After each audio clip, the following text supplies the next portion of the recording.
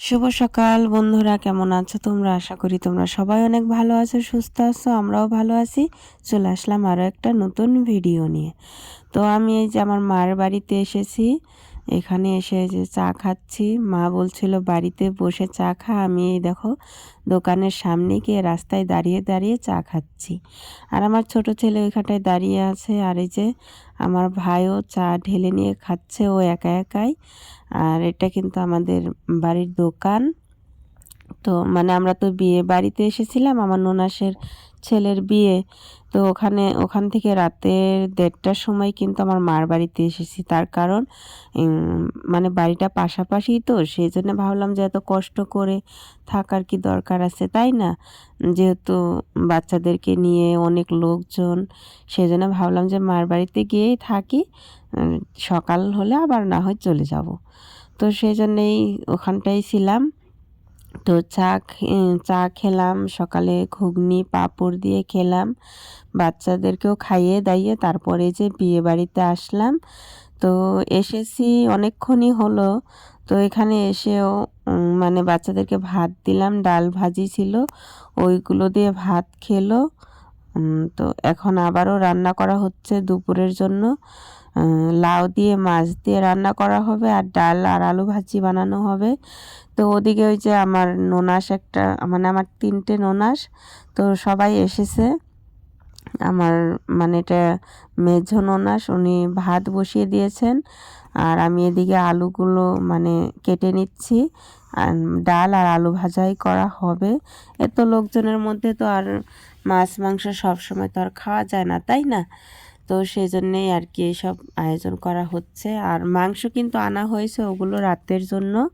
তো এই যে আলু কেটে দিয়ে তারপরে যে সবজি কাটার জন্য বসলাম। এগুলো মানে লাবড়া বানানো হবে, সব মেশাল করে, মানে অনেকগুলো সবজি একসাথে করে রান্নাটা করা হবে মাছের মাথা দিয়ে। তো এই যে কেটে নিচ্ছি। আমি এখন একা একাই কাটছি। আর অনেকেই মানে বটি নিয়ে বসবে কাটার জন্য। অনেকগুলো সবজি কাটতে হবে, তো সেই জন্যে একা একা কাটলে তো অনেকটাই দেরি হয়ে যাবে। আর দেখবে যে যতই কাজ হোক না কেন, যদি 3-4 জন মিলে যদি কাজ করা যায় তাহলে কিন্তু অনেকটাই তাড়াতাড়ি হয়, তাই না? তো অনেক লোকজন চারোদিকে, এদিকে গান বাজছে, মানে অতটা কিন্তু মানে আয়োজন করা হয়নি। মানে ধরো মেয়ের বাড়ির থেকে তো লোক আসবে, তাদেরকে তো খেতে দিতে হবে, তাই না? তো সেই হিসেবে আর কি কয়েকজন লোক আর আশপাশি অনেকেই এসেছিল। আর ওই দেখো আমার মেয়ে ওদিকে খেলা করছে।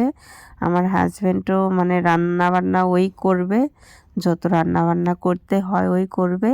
আর এদিকে এই যে দেখো গ্রামের যে বিয়ে হলে, যে কোনো একটা অনুষ্ঠান হলে কি করে, এই যে মাটির এরকম করে চৌকা বানিয়ে তারপর খড়ি দিয়ে কিন্তু রান্না করা হয়।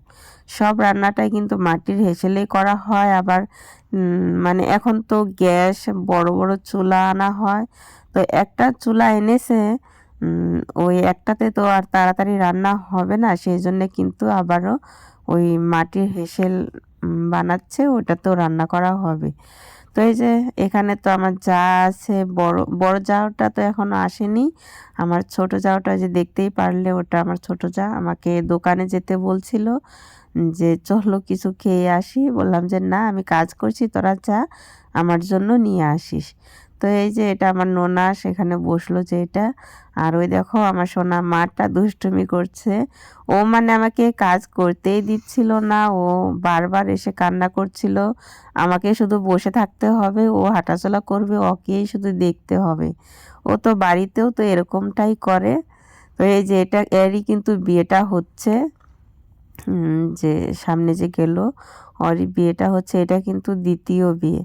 তো প্রথমে একটা বিয়ে করেছিল, কিন্তু বউটা মারা গেছে, 3টে বাচ্চা আছে, সেই জন্য আবারও সবাই দেখে শুনে আর কি বিয়েটা করানো হচ্ছে।